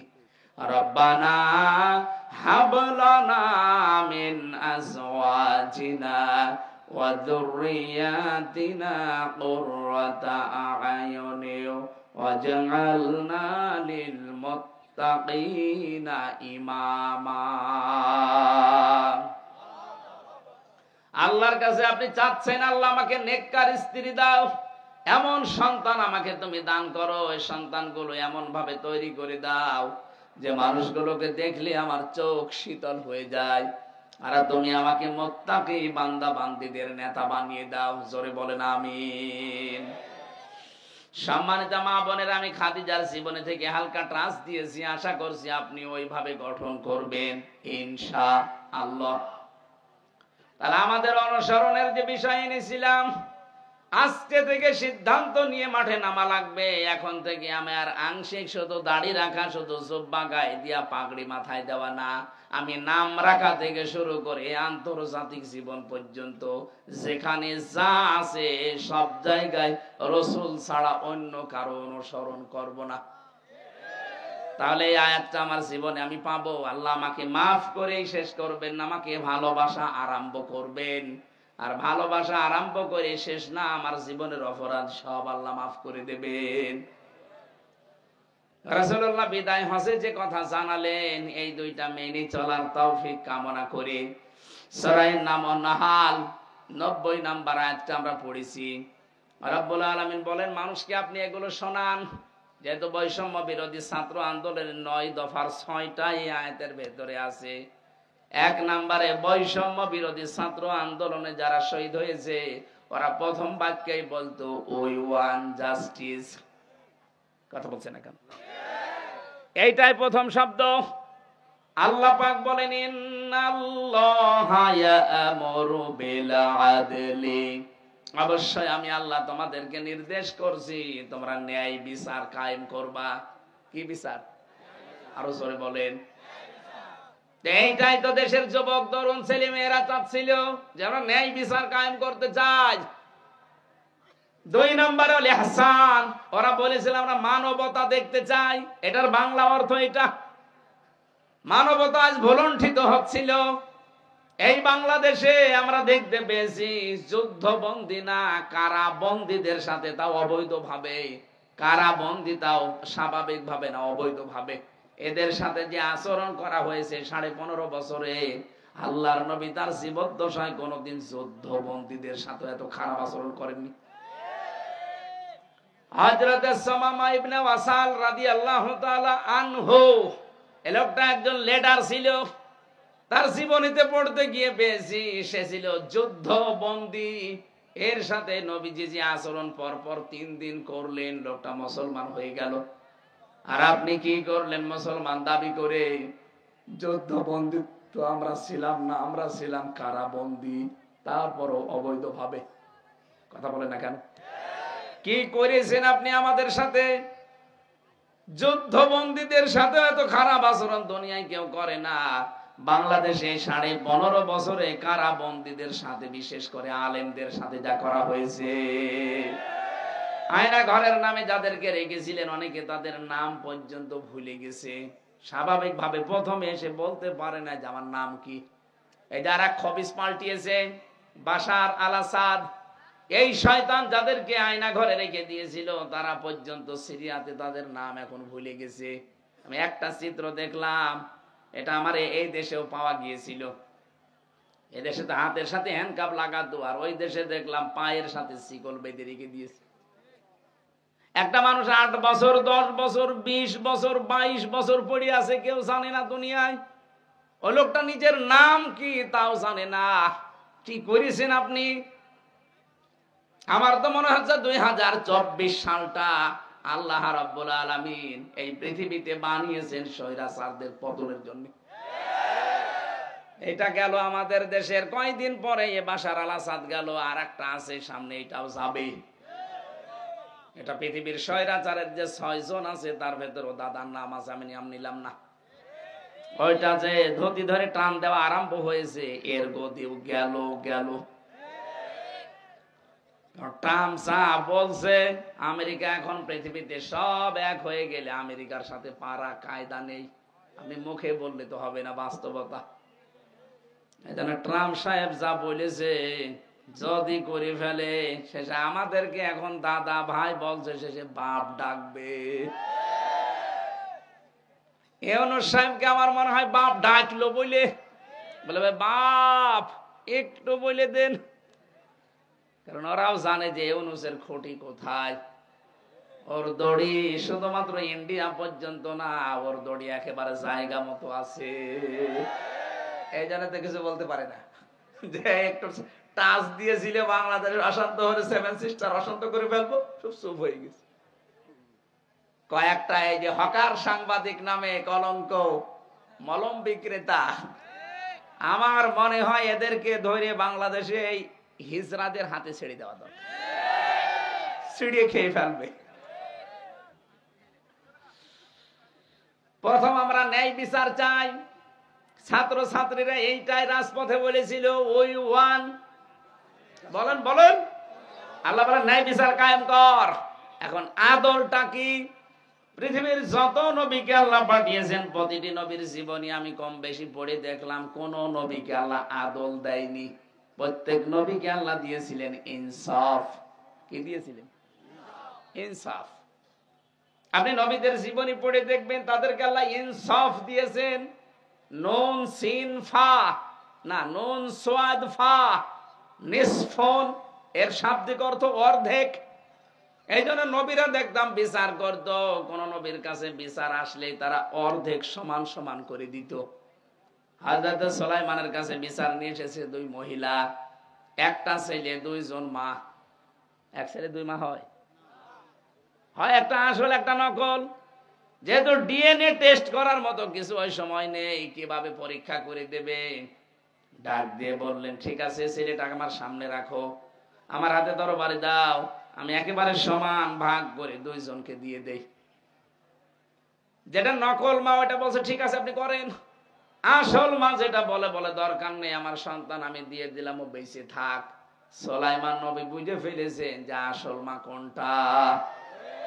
অন্যান্য নবীদের জীবনী থেকে জানা যায় তাদেরকে আল্লাহ ইনসাফ দিয়েছিলেন, তারা ইনসাফ কায়েম করতেন। আর আমাদের নবীকে আল্লাহ ইনসাফ তো দিয়েছেন, পাশাপাশি তাকে আদল দিয়েছেন। আদল কি? মা মানাল আদাল লগাতানা শারহান। আদল তিন প্রকার। এক নম্বরে আদল আল্লাহর সাথে, দুই নম্বরে আদল রাসূলের সাথে, তিন নম্বরে আদল হবে সৃষ্টি জগতের সাথে। কথা বলে না কেন? আল্লাহর সাথে আদল কি? আল্লাহ পাক যেদিন আমাদের রূহের জগতে আদম নবীর পৃষ্ঠদেশ থেকে বের করে বলে আলাস্তু বিরাব্বিকুম, আমি কি তোমাদের রব না? এক বাক্যে সবাই জবাব দিয়েছিলাম ক্বালু বালা, অবশ্যই আপনি আমাদের রব। এই যে স্বীকার করে আসলেন, এই স্বীকৃতি যদি দুনিয়ার এই ছোট্ট জীবনে আমি মিলাতে না পারেন, আপনি আল্লাহর সাথে ন্যায় বিচার আদল করতে পারেননি। কথা বোঝেন আমার? আল্লাহর সাথে স্বীকৃতি দিয়ে এসেছিলেন রব, আপনাকে আমি মানি, অথচ রব শব্দের 5টা অর্থের একটাও আপনার জীবনে পাওয়া যায় না। রব মানে সৃষ্টিকর্তা, রব মানে প্রতিপালক, রব মানে আইনদাতা, রব মানে রিজিক দাতা, রব মানে অভিভাবক। এই 5টার একটাও আপনি আল্লাহকে মানেন না। কি করে আসলেন আর কি করছেন বলেন? আপনি আল্লাহর সাথে আদল করতে পারেননি। 2 নম্বরে রাসূলের সাথে আদল, বিশ্ব নবী ছাড়া অন্য কারো আদর্শ আমি মানি না, এইটা রাসূলের সাথে আদল, এইটাও পারেননি। 3 নম্বরে সৃষ্টি জগতের ভেতরে সর্বোত্তম যারা সৃষ্টি তারা মানুষ, এদের সাথেও আপনার আদল হয় না। এই 53 বছর পার হয়ে গেল, জোরজার মুল্লুক তার এইটা চলছিল। এদেশে আদল হয়নি মানুষের প্রতি। বিশেষ করে 15.5 বছরে যারা দায়িত্বে ছিল ওরা শুধু মিথ্যা বলে উড়িয়েছে যে আমরা ন্যায় বিচার কায়েম করছি। কিসের ন্যায় বিচার কায়েম করেছেন? এদেশে তো জোরজার মুল্লুক চার এই নীতি ছিল। আমার মতো একটা মানুষকে ঘর থেকে ধরে নিয়ে গেলেন বিনা কারণে, নিজেরাই বলতেন আপনার দোষ নেই, ছেড়ে দিলেন না কেন? নিজেরাই বলেছে দোষ নেই, চলেন, নিয়ে গেলেন। 3টা বছর বিনা কারণে আটক করে রাখলেন। মামলায় তো আমার মামলা হয়েছে, হোক, আমার তো জামিন পাওয়ার হক আছে, সেইটাও দিলেন না। কি নাই বিচার কায়েম করেছিলেন? আমি নিজের জীবন থেকেই তো বলছি হয়নি। আপনি যা বলেছেন এই 15.5 বছর পুরো মিথ্যা কথা। এরকম জোরজার মুল্লুক তার এই নিয়ম নীতি এক জায়গায় ছিল। মিশরের আজিজ মেসের এই দরবারে ছিল। হযরত জুলাইখা নাম শোনেননি জীবনে? এই মহিলা, কোরআনে কারিমে আল্লাহ আমাদেরকে কিছু শুনিয়েছেন, এখান থেকে কিছু শিক্ষা নেওয়ার জন্য।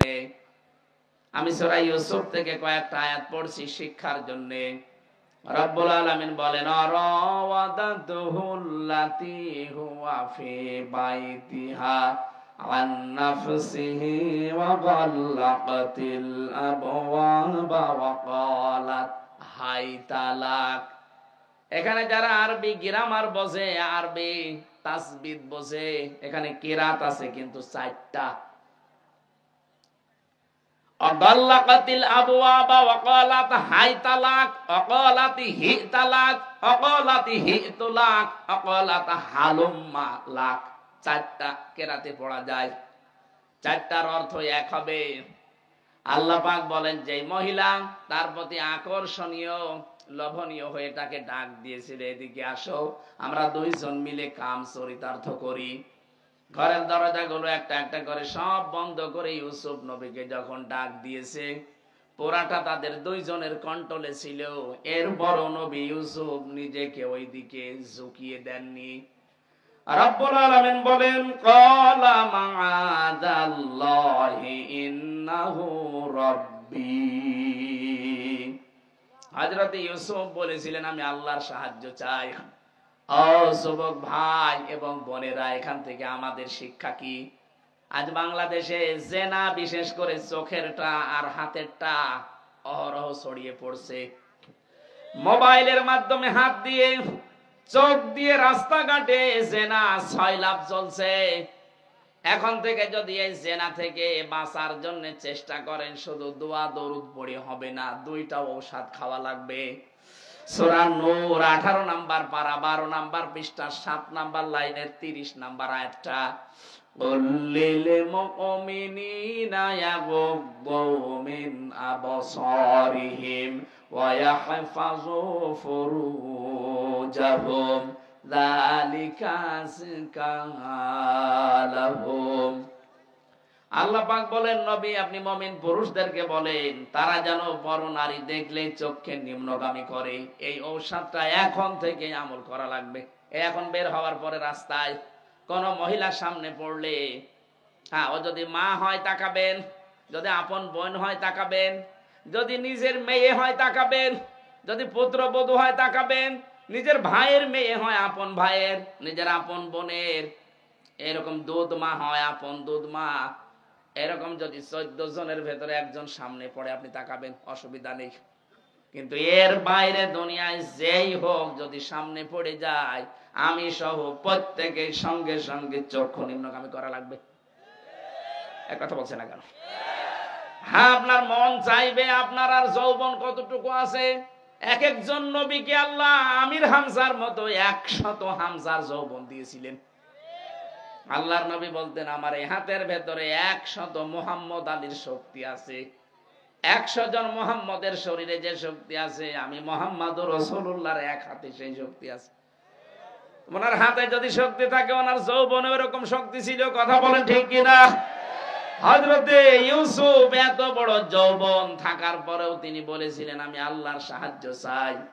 ইন্নাহু রাব্বি, অবশ্যই আমার রব। এখানে রব মানে আল্লাহ না, এখানে রব মানে ওই আজিজ মেসরের বাদশাহ মিশরের। আমার রব মানে আমার যিনি লালন পালন করেন, আমাকে খাবার দেন, বাড়িতে রেখে দিয়েছেন, আমার রক্ষণাবেক্ষণ যিনি করেন তাকে আমি বুঝিয়েছি।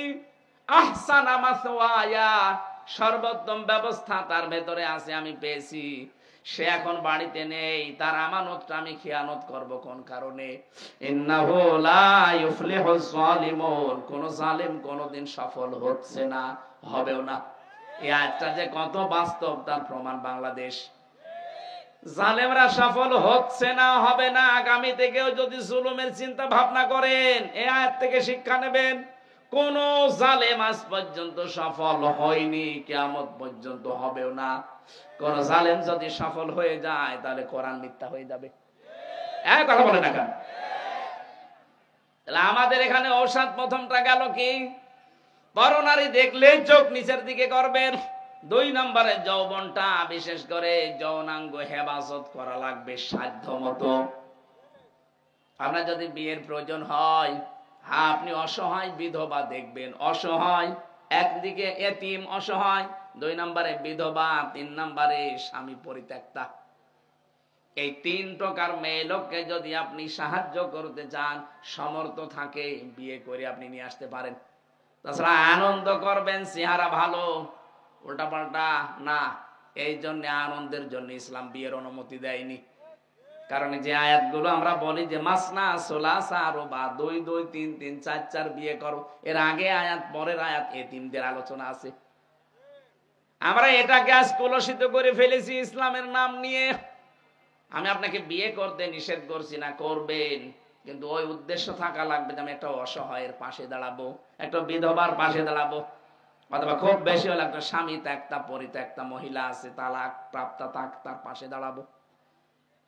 আপনার মনে যদি এই থাকে না আমি লাইন করব, আমি একেবারে খোলাখুলি বলছি, এখানে যদি কেউ থাকেন, এখানে যদি কেউ এই চরিত্রের থাকেন, এই মুহূর্তে আপনাকে ওয়াজটা আমল করা লাগবে। কারো যদি লাইন থাকে ভাবির সাথে, প্রতিবেশীর স্ত্রীর সাথে, একথা বলছে না কেন, অথবা বিবাহিত কোন মহিলার সাথে, একদিকে ভাবি, আরেকদিকে প্রতিবেশীর স্ত্রী, আরেকদিকে বিবাহিতা কোন মেয়ে লোক, যদি কারো সাথে লাইন এরকম শয়তানের ধোকায় পড়ে করে থাকেন, এক্ষুনি ওই নাম্বার ডিলিট করে দেন। করেন, তাড়াতাড়ি করেন। না না, এটা করা লাগবে, আছে আমি জানি। এখানে কোরআন মাথায় হাত দিয়ে মাথায় দিয়ে যদি বলতে বলা হয় 100 জনের প্রায় 20 জন ধরা খাবে। অনেক কাছে হুজুর কিছু জানে না। যারা আছেন এই লাইনে, জীবনেও আপনি তার ওই ভাইটা বা যে বিবাহিত মহিলা, তার স্বামী তালাক না দিলে আপনি বিয়ে করতে পারবেন না, আর সারা জীবন আপনি দুঃখ পাবেন। এই জন্য তো আপনাকে বলছি। সুতরাং এরকম লাইন ঘাট যাদের আছে, জীবনের মতো নাম্বার ডিলিট করে তাওবা করবেন। কারা কারা হাত তোলেন? এই লাইন আছে কার সাথে? এদিকে আসো। না আছে, আমি জানি। হাত তুলছেন না কোন কারণে বলেন? কিসের ভয়? আপনার লজ্জা কিসের? এখানে কয়জন মানুষ আছে? এই লাইনে যদি থেকে মারা যান, কিয়ামতে কোটি কোটি মানুষের সামনে আপনার কপালে লেখা থাকবে যে ভাবির সাথে আকাম করিস। আশা করছে আপনি ছেড়ে দেবেন ভাই। আর যদি না থাকে গায়বান্ধায় সব আলহামদুলিল্লাহ নেই। কেউ বলছে আছে, কেউ বলছে নেই। আমি কোন দিকে যাই বলেন? থাকলে পরিবর্তন হয়ে যাবে, না থাকলে আলহামদুলিল্লাহ। রব্বুল আলামিন বলেন লাকাদ হাম্মাত বিহি ওয়া হাম্মা বিহা। এই এদিকে তাকান। লাকাদ অবশ্যই, হাম্মাত বিহি ওয়া হাম্মা বিহা। ওই যে মহিলা জুলাইখা ইউসুফ নবীর দিকে ঝুঁকে তো পড়েছিল, ইউসুফ নবী ও জুলাইখার দিকে ঝুঁকে পড়তো। ঠিক আছে অর্থ? এখানে একটাও আলেম নেই। ঠিক আছে অর্থ বাংলা ঠিক আছে? লাকাদ হাম্মাত বিহি ওয়া হাম্মা বিহা। ওই মহিলা তো ঝুঁকে পড়েছিল জিনা করার জন্য, ইউসুফ নবীও ঝুঁকে পড়তো। এই কথা বললে আমার ঈমান থাকবে? এটা নবীর প্রতি তোহমত দেওয়া হয়ে যাচ্ছে। বাংলা অর্থ কিন্তু এটাই দাঁড়ায়। আপনি জিজ্ঞাসা করেন কোন মুফাসসির থাকলে, লাকাদ হাম্মাত বিহি ওয়া হাম্মা বিহা। বিহি দিয়ে পুরুষ মানুষ, বিহা দিয়ে মহিলা মানুষ, দুইজনেই তো রাজি।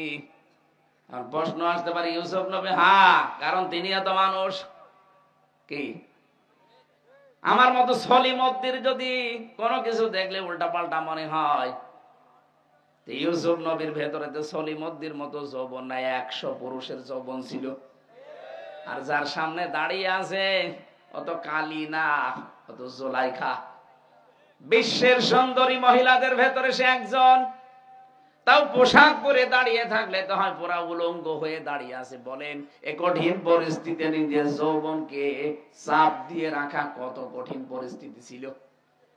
আল্লাহ পাক বলেন, হ্যাঁ, দুইজনেই কিন্তু ঝুঁকে পড়েছিল। লাউলা আর বুরহানা রাব্বি, যদি তার রব তাকে কিছু দলিল আর প্রমাণ না দেখাতেন। কি দলিল দেখিয়েছিলেন? এই বুরহান শব্দের ভেতরে আমি তাফসিরে কয়েকটা অর্থ দেখেছি। জালালাইন শরীফের ভেতরে আছে, 1 নম্বরে হযরত ইউসুফ দেখতে পেলেন হযরত জিবরাইল সামনে একটা চিঠি ধরেছে, ওখানে লেখা আছে, ইউসুফ আমি তোমার মালিক বলছি তুমি জিনা করতে পারো না। 2 নম্বরে হযরত ইয়াকুব আলাইহিস সালাম সরাসরি এসে গেছে ঘরের ভেতরে। ছেলে যত খারাপ হোক বাবার সামনে ওই কাজ করতে পারে। ওনার বাবা ডাক দিয়ে বলছে, ইউসুফ আমি তোমার বাবা ইয়াকুব বলছি তুমি কিন্তু এই কাজ করতে পারো না। এই প্রমাণগুলো দেখার সঙ্গে সঙ্গে হযরত ইউসুফ থমকে দাঁড়ালেন। আল্লাহ পাক বলেন, কাযালিকা লিনাসরিফা আনহু সুআ ওয়াল ফাহশা। এইভাবে, কাযালিকা মানে এইভাবে, লিনাসরিফা আনহু সুআ ওয়াল ফাহশা। কোন মানুষ যদি অপরাধ করার শক্তি সামর্থ্য থাকার পরিবেশ থাকার পরেও যদি নিজেকে কন্ট্রোল করে ফিরে আসতে পারে, আমি আল্লাহ তার থেকে এই মন্দ ফায়সা কাজগুলো আমার পক্ষ থেকে দূর করে দেই।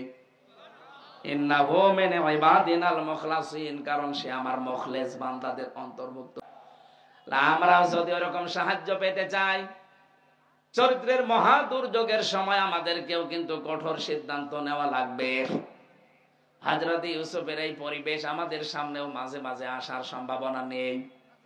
রাস্তাঘাটে গেলে, বাজারে গেলে, মার্কেটে গেলে, বিভিন্ন মেলায় গেলে এগুলোর পরিবেশ চলে আসে। এমন এমন পোশাক পরে এসে ধাক্কা মারে, বাকিটা আর বললাম না। কথা বলে না কেন? নাম দিয়েছে বৃক্ষ মেলা, বৃক্ষ নেই। নাম দিয়েছে বই মেলা, বই নেই। নাম দিয়েছে শিশু মেলা, শিশু নেই। শুধু শিশুর খালারা আর মামারা। এরকম পরিস্থিতি সব জায়গায় কিন্তু এখন তৈরি হয়ে যাচ্ছে। আমাদেরকে ইউসুফ নবীর মতো চরিত্রের এই মহা দুর্যোগে মোকাবেলা করা লাগবে। তাহলে বাকিটা আমার আল্লাহর প্রতি ছেড়ে দিলে উনি আমাদেরকে বাঁচাবেন। কারণ জেনা থেকে বাঁচা এই জামানায় কখনোই সম্ভব না আল্লাহর রহমত ছাড়া। আল্লাহ পাক বলেন, আস্তাবাকাল বাবা ওয়া কাদ্দাত কামিসাহু মিন দুবুরি ওয়া আলফায়া সাইয়্যিদাহা লাদাল বাব। দুইজনে দৌড় দিয়েছে। হযরত ইউসুফ যখন দেখলেন একজন ফেরেশতা সামনে চিঠি নিয়ে দাঁড়িয়ে আছে, লেখা আছে, ইউসুফ আমি তোমার মালিক বলছি, তুমি কিন্তু জিনা করতে পারো না। তিনি যখন থমকে দাঁড়িয়েছে, ঠিক ওই সময় আল্লাহ পাক জিবরাইলকে দিয়ে কানের কাছে ওহী পাঠালেন, শুধু আপনি সামনে যেতে বলেন, বাকি যা করা আমার আল্লাহর কুদরত করবে। উনি প্রথম দরজার কাছে গেছে। তাফসীরে মুফাসসির লিখেছেন, প্রথম দরজার কাছে যাওয়ার পরে দরজা খোলে নাই, ওই অবস্থায় ছিল। জুলাইখা চিন্তা করছে, কই আমার কথা না শুনে দৌড় দিয়েছে, ধরতে গেছে, যেই কাছাকাছি গিয়ে তখন দরজা খুলে গেছে। উনি প্রথম দরজা খোলা পেয়ে দিয়েছে, দৌড়। পেছন দিক থেকে জামা টেনে ধরেছিল, জামা ছিঁড়ে গেছে, এরপরও ধরতে পারে নাই। 7টা 10টা পর্যন্ত দরজার নাম পেয়েছি। 10টা দরজা পার হয়ে শেষ নাম্বার দরজায় যে দেখে স্বামী দাঁড়ানো। হযরত ইউসুফের জামা ছেঁড়া, আর জুলাইখার শরীরে এক বিন্দু কোনো পোশাক নেই। ডাক দিয়ে বলে, কি অবস্থা?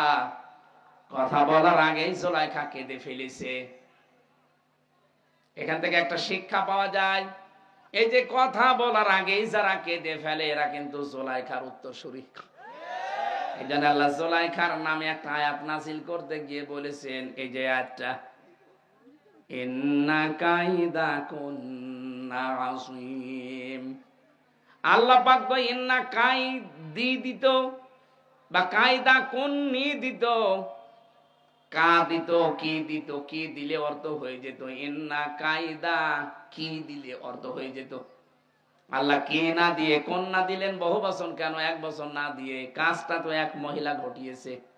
আল্লাহ জানাতে চেয়েছেন কিয়ামত পর্যন্ত জুলাইখার মতো বহু ষড়যন্ত্রকারী মহিলা আসবে, যারা তেনার তহমত পর্যন্ত পুরুষ মানুষের চরিত্রে তারা দেবে। তার ভেতরে মনে হয় আমাদের দেশে আল্লাহ একটা পাঠিয়েছিলেন। কথা বলে না কেন? যে মানুষটা সংসদে দাঁড়িয়ে মাওলানা মামুনুল হকের বিরুদ্ধে জেনার তহমত প্রকাশ্যে বলতে পারে, আরে ভাই ওটা তার নিজের স্ত্রী ছিল, বিবাহিত, আমার তাদের 3 বছর তার সাক্ষাৎ, 3 বছর। আপনার মতো সে জেনাকার নাকি? আপনার জীবনের চরিত্রের কোনো গ্যারান্টি নেই। আর তার বাবার দিকে তাকান, তার নিজের দিকেও তাকান। লোকটার সাথে 3 বছর থেকে তার যে আমল, তার যে আখলাক, বিশেষ করে তার যে তাওয়াক্কুল আল্লাহর প্রতি আমি দেখেছি, ইবাদতের মাত্রা, আপনি ধারে কাছেও যেতে পারবেন না। আর আন্দাজে সংসদে দাঁড়িয়ে বলে দিলেন যে একটা পার্লারের মেয়ে লোক নিয়ে আনন্দ ফুর্তি করতে গিয়ে ধরা পড়েছে। আপনি মানুষ? মহিলাদের চক্রান্ত বলতে গিয়ে আল্লাহ বহু বচন দিয়েছেন। শয়তানের চক্রান্ত বলতে গিয়ে আল্লাহ ইন্না কায়দা শাইতানি কানা দাইফা দিয়েছেন। শয়তানের চক্রান্ত দুর্বল। আর মেয়েদের চক্রান্তের কথা কোরআনে আসলেই তিনি বলেছেন আযীম, ইন্না কাইদা কুন্না আযীম। মেয়েদের চক্রান্ত বড় ভয়ঙ্কর। এক চক্রান্তেই নবী ইউসুফের মতো মানুষ 10 বছর জেল খেটেছে।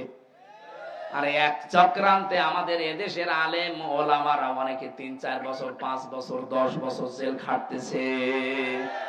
সব চক্রান্ত মেয়ে লোকের। আপনি কোর্টে যান, থানায় যান, আদালতে যান, 100টার আমার মনে হয় কমপক্ষে 80টা মামলা মেয়ে লোক নিয়ে। নবীজি বলেন আমি ইন্তেকাল করে চলে গেলাম, কিন্তু আমার উম্মতের জন্য মেয়ে লোকের মতো এরকম ভয়ঙ্কর ফিতনা আর রেখে গেলাম না। এটা কিন্তু আসলে একটা ফিতনা। কি কথা বলেন না কেন? এমনকি বহু পুরুষ এখানে আমরা বসে আছি, নিজের বউ আর ভালো লাগে না, অন্যেরটা দেখলেই কেমন যেন আকর্ষণ তৈরি হয়। এটা একটা রোগ। কি? এই রোগ থেকে মুক্তি পাওয়ার জন্য মাত্র 15 দিন, মাত্র 15 দিন কোন মেয়ে লোকের দিকে চোখ পড়ে গেলে সঙ্গে সঙ্গে নিম্নগামী করবেন, মন চাইলেও নিচু করবেন। আর লজ্জাস্থানটা হেফাজত করে রাখেন। 15 দিন পরে দেখবেন নিজের স্ত্রীর প্রতি আকর্ষণ, চাহিদা বাড়তেছে। অন্য মহিলা দেখলে আপনার মনের ভিতরে কেমন যেন রাগ হচ্ছে। আমি জানি এটা আপনি করবেন না। এখন যতই ওয়াজ করে ছেড়ে দিলে রাস্তায় যদি পরিমনের মতো কাউকে পায়, বলে আগে আল্লাহর নামে দেখে নেই, পরে আমি তওবা করে নেব। কথা বলছেন না? না। হযরতে ইউসুফ নবী ডাক দিয়ে বললেন, বাদশাহ আমার কোনো দোষ নেই, আপনার স্ত্রীর দোষ। সে আমাকে ফুসলিয়ে পর্যন্ত এনেছে। মেয়েদের চক্রান্ত কত নিচে নামতে পারে 3-4 আয়াত তার প্রমাণ। ইউসুফ নবীর মতো এত বড় নিষ্পাপ মানুষকে পর্যন্ত সে জিনার তহমত পর্যন্ত দিয়ে 1 দিন 2 দিন না 10 বছর জেলের ভেতরে রেখেছে। আর প্রতিনিয়ত যে জেলখানা ইউসুফ নবীকে মানুষ দিয়ে পিটাতো। আমার তো মনে হচ্ছে এই 15.5 বছরে অনেককে জেলখানায় দিয়ে সিসি ক্যামেরা লাগিয়ে দেখতো যে কার সাথে কি আচরণ করা হচ্ছে। আমি তো নিজেই দেখলাম সিসি ক্যামেরা লাগানো আমার ঘরে, মামুনুল হকের ঘরে, ওই যে গিয়াসউদ্দিন মামুন ভাইয়ের ঘরে লাগিয়ে আছে। উনি বসে বসে ওখান থেকে দেখে। এমনকি জেলখানায় এসে মেজর হোদাকে পর্যন্ত নিজের প্রতিশোধ নিতে গিয়ে জবাই পর্যন্ত করেছে। ভিডিও এখন ফাঁস হয়ে যাচ্ছে সব। আমরা এখান থেকে শিক্ষা নেব। এই জোরজার মুল্লুকদার এটা ওই জামানায় ছিল যে ইউসুফ নবী বলেছে, ইউসুফ নবীর কথা গ্রান্টেড না। মহিলা যেই কাদাকাটি করে বলছে আপনি বাড়ি নেই, আপনার স্ত্রীর সাথে এই কাজ করেছে একটা গোলাম, এর শাস্তি হয় কঠিন দেবেন না জেলখানায় দেবেন। কত কিছু সাক্ষী ইউসুফ নবীর পক্ষে ছিল, একটাও মানলো না। ঠিক আছে 10 বছর জেল দিয়ে দিলাম, যান। জোরজার মুল্লুকদার, জোরজার আরো জোরে বলেন। আমাদের দেশে এইটাই খায়ের ছিল এতদিন। আমি নিজেও তো জীবনে দেখলাম জোরজার মুল্লুকদার। আমার পক্ষে কেউ সাক্ষী দিতেও রাজি না, এর পক্ষে নিজেরা বানিয়ে বানিয়ে সাক্ষী দেবে, তারপরও তারা রাজি হয়নি। এরপরও কি অদৃশ্য ইশারায় আমারে বন্দী করে রেখে দিল 3 বছর। 3টা বছর জীবন থেকে আপনি কেড়ে নিলেন। হাজার হাজার মানুষে যে 1,10,000-এর মতো মানুষ জেলখানায় ছিল, হিসাব নিকাশ করে দেখতে পাওয়া যায় 100 জনের আমার মনে হয় 80,000 মানুষই কিছু জানে না। কিছু অপরাধী আছে হালকা। এই জন্য আদল আমাদের সৃষ্টি জগতের যারা আসল আল্লাহর সৃষ্টি মানুষ, এদের সাথে হয় না। বাকি যে মাখলুকাত গুলো আছে তাদের সাথে সৃষ্টির আদল কিছুই নেই। আন্দাজে গাছের পাতা ছেড়ে আল গল্প করে আর বাদাম খায়। পাতা কি তোর বাবার?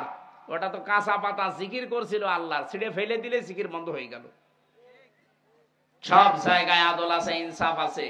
আল্লাহ রাব্বুল আলামিন দুনিয়ায় যে বৈষম্য বিরোধী আন্দোলন ছাত্র যারা করেছিল, ছাত্র আন্দোলন প্রথম এইটা ছিল ন্যায় বিচার কায়েম করতে চাই। আল্লাহ আমাদেরকে এই নির্দেশ দিয়েছেন, আমরাও এর পক্ষে থাকবো ইনশাআল্লাহ। আমি আর আজকে পারছি না। আল্লাহুম্মা আমিন। লা হাওলা ওয়ালা কুওয়াতা ইল্লা বিল্লাহিল আলিয়্যিল আযীম। আল্লাহুম্মা ইগফিরলি ওয়ারহামনি ওয়াহদিনি ওয়াফিনি ওয়ারযুকনি ইয়া রাব্বাল আলামিন। আল্লাহ তাআলা এই বিশাল আয়োজনে যারা শ্রম দিল এদেরকে কবুল করে নাও। আগামীতে অনুষ্ঠানটা কোরআনের প্রচারে আরো বিশাল আকারে মঞ্জুর করো। মাহফিলের প্রধান অতিথি অধ্যাপক আমিনুল ইসলাম, ডাক্তার আব্দুর রহিম সরকার ভাই সহ যত অতিথিবৃন্দ এখানে এসেছে, এদেরকে তুমি দ্বীনের জন্য মঞ্জুর করে দাও। রব্বুল আলামিন কোরআনে কারীম থেকে যেই কয়টা কথা শুনেছি জীবনে মেনে চলার মতো যোগ্যতা আমাদেরকে দান করো। মা বোনদেরকে তুমি কবুল করো, পর্দায় থাকার তৌফিক দাও। আল্লাহ তাআলা, আমার শরীরটা স্বাভাবিক হচ্ছে না, বারবার তোমার কাছে ধর্ণা দেই, আল্লাহ তুমি আমাকে আগের অবস্থায় ফিরিয়ে দাও।